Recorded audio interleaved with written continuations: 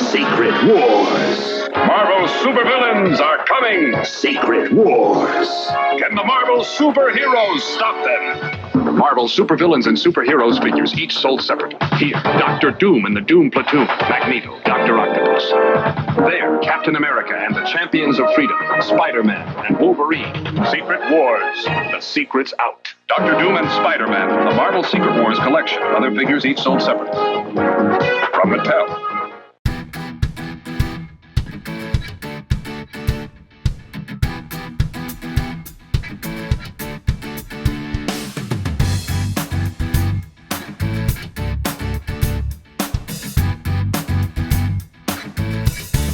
Hey everybody, this is Perch. We're talking Marvel Superhero Secret Wars, and this, the official name, the one everybody remembers it by, is just Secret Wars, but this is a 12-issue crossover series from 1984 to 1985, and really, if you're a Marvel Comics fan, or really a comics fan at all, this is one of those things that is a hallmark in the Marvel Comics legacy, and may or may not be the basis behind the upcoming Avengers Secret Wars movie in a few years if you're an MCU fan.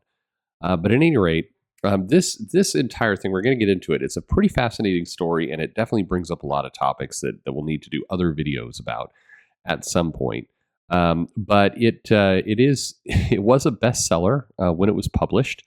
It had basically had the praise of selling more copies than any other comic in the past 25 years. We're going to get into it. And it was a huge financial success, except a lot of critics and comic book readers hated it, saying it was uninspired, overly meant for kids, and just hated it. When they announced one of these famous lore moments from comics, they announced Secret Wars 2 as a sequel. The announcement was met with booing, and the Carol Kalish said, "Let's be honest, Secret Wars was crap, right? But did it sell?"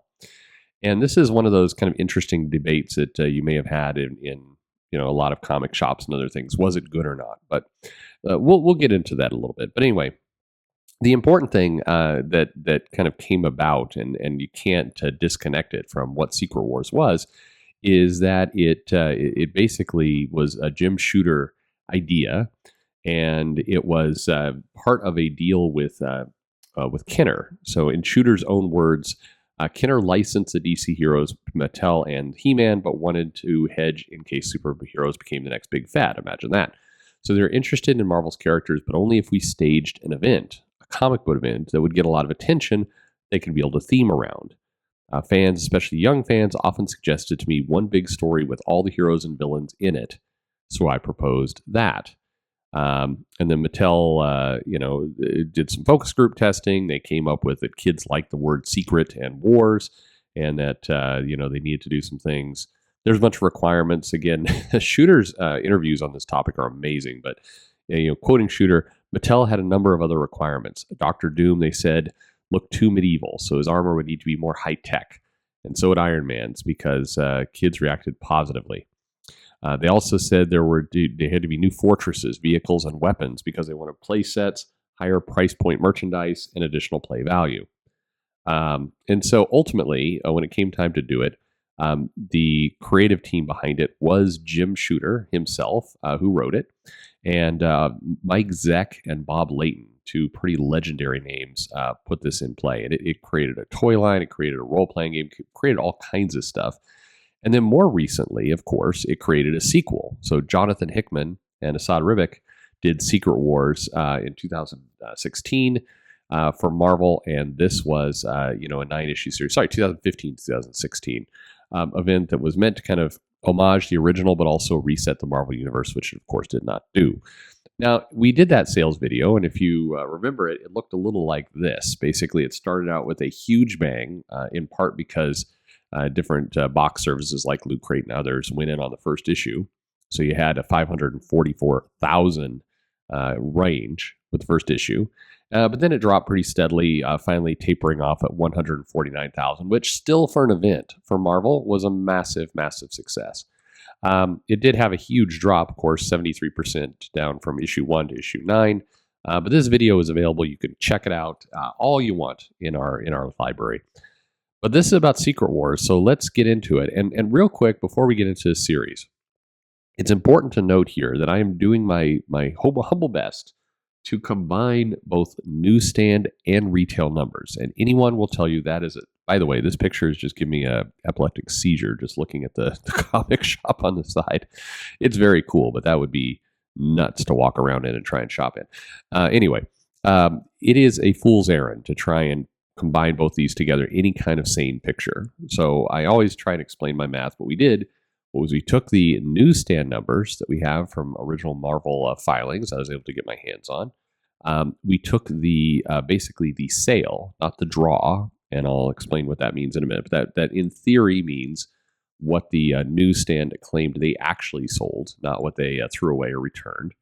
And we took the direct market. The direct market was quite small at the time, but there was plenty of direct market sales that were going on. And we tried to combine them into one picture to give you a sense of what Secret Wars looked like. And without further ado, it looked like this. So one thing you're going to notice immediately from this picture is how stable it is. Well, in part that's because the series picked up attention and drew lots of fans, but also this is one of the things that's inherent about the newsstand. When the newsstand came in and started selling these comics, they weren't going month to month and carefully assessing the books that they were ordering like the direct market does. So things were a lot more stable. Generally, these issues just flowed. So you see some variation, but it's a lot less than you see today.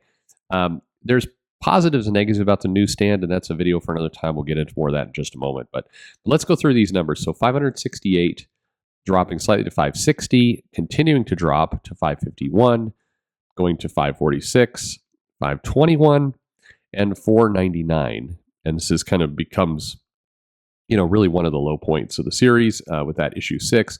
7 dipped back up to 514. And then issue 8, this would be the black costume Spider-Man, went to 572. Actually, the strongest issue of the series. And a bunch of reasons behind this. One way you could kind of maybe assess this is the direct market actually carried more of these sales. Now, you may be asking yourself, by the way, why I didn't show the direct market and the newsstand together. Well, we'll explain that a bit in a minute, but it's all part of trying to get to one harmonious number. That's difficult to do, but it was undoubtedly true that the direct market went a lot harder into issue 8, and they knew this series was selling incredibly well. So the confidence, if you think about comic shops being a couple months back, the confidence to order more was higher there. So anyway, we dropped back down to 512 for issue 9. And then 491, which is the official lowest part of the series for Dr. Doom, looking like he got his ass handed to him there in issue 10, up to 517 for 11, and finally 528 for issue 12.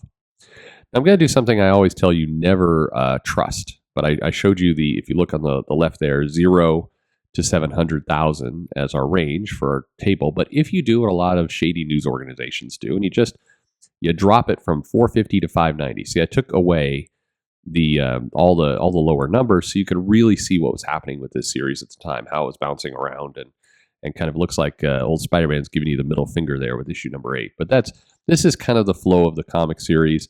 These are the kind of graphics that you throw up on TV if you were running a news story that was saying, on issue 6, the bottom is falling out of all of comics, and of course, if you look at the entire range, it's not, but this is an interesting illustration of how it was going. And you can see a little kind of charting the overall trajectory of the series and what happened. Overall, though, very, very flat. So if we come back to it, pretty good, right?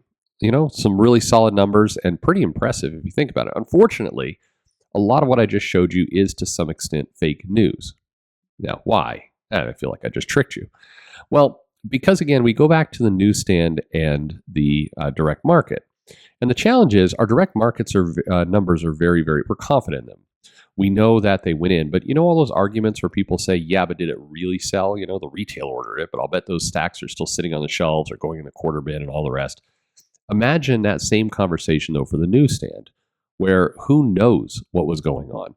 And Jim Shooter himself illustrated this pretty well, where he talked about the retailer would remove the old stuff and set it aside, or the driver would pick them up off the racks. The retailer paid the ID only for the number of copies actually sold. The ID counted up this is a distributor, counted up the returns from all the retailers and paid the national distributor for all the copies. The national distributor paid the publisher, and the difference between the advance and the actual sales revenue less their commission. Of course, sometimes if sales weren't as good as expected, the advance was more than the sales, and the publisher owed the national distributor money. So, there's a lot more on Jim Shooter's site where he talks about this, but here's kind of a fundamental problem, and ultimately why comics moved away from the newsstand is because it was very hard to predict what was going on. A lot of companies were getting killed by both legitimate and shady gaming of this system. So Jim Shooter gives another story where he talks about Marvel circulation people would determine how many copies of Fantastic Four they should sell, basically how much they would print or draw. And they said, for the sake of round numbers, the VP at the time, Ed Shukin, said it would be 10,000 copies.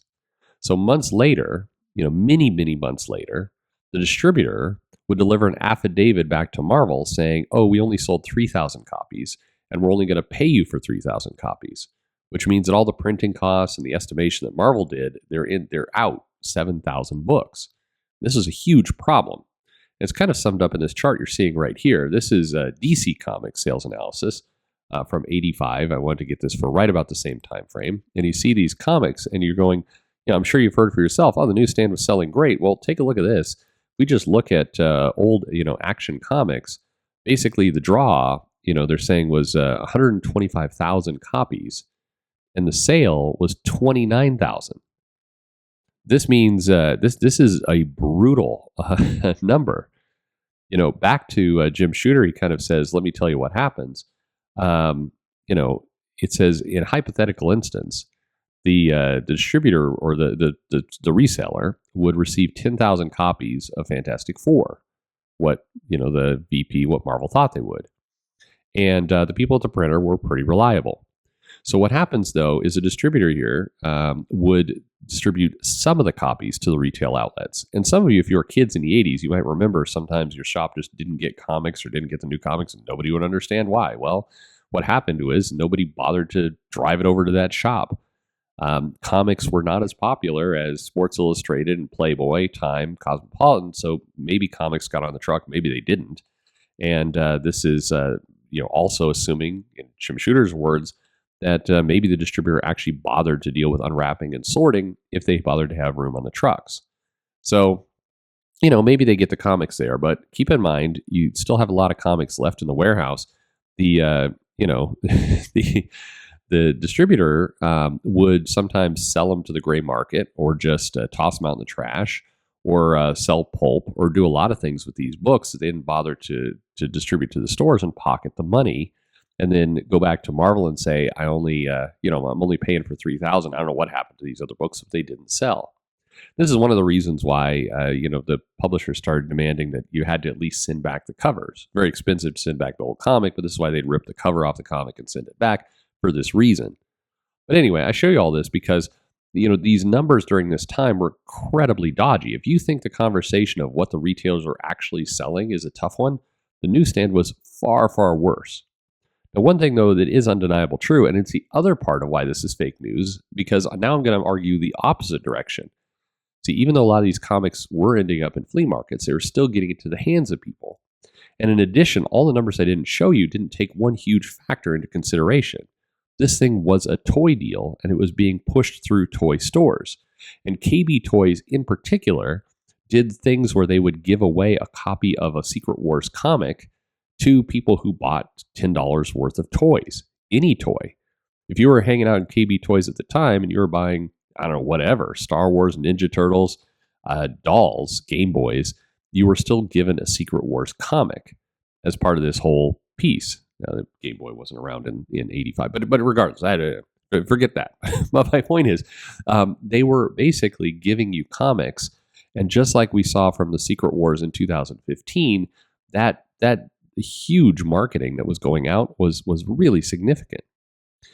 They recently did new toys where they were putting comics in the retro figures, but this is what was happening. So you had a whole batch of comics that were going out in that path as well. It was estimated over 250,000 copies of some of the issues were given away by KB Toys and other retailers as part of this promotion. So how many of those comics actually went out? It's almost impossible to say. And several of them were undoubtedly just thrown away and destroyed.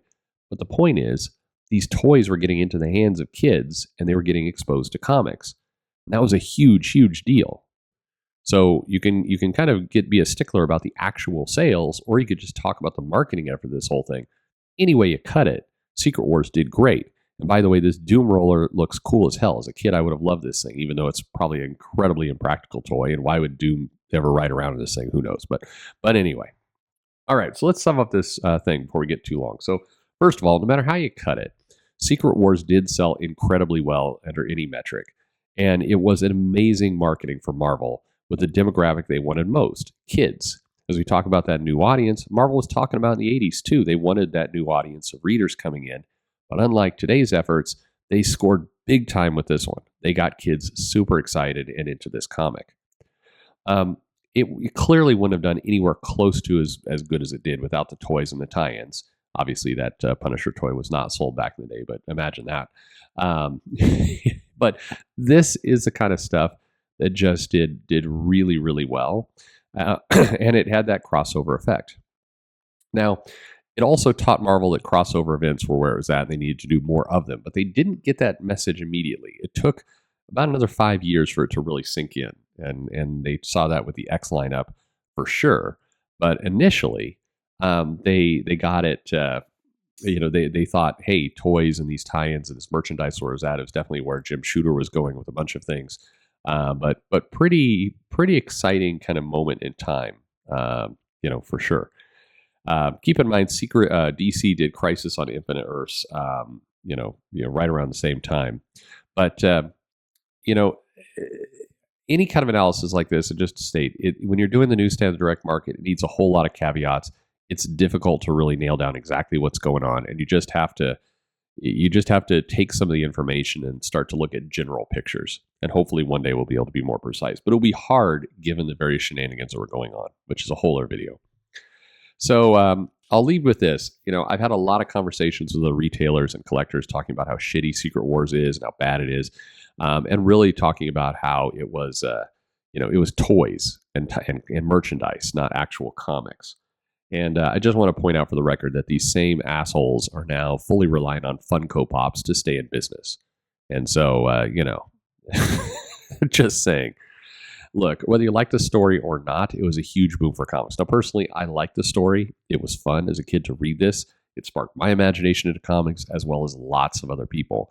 And the Mike Zeck art and the Bob Layton art was pretty damn amazing.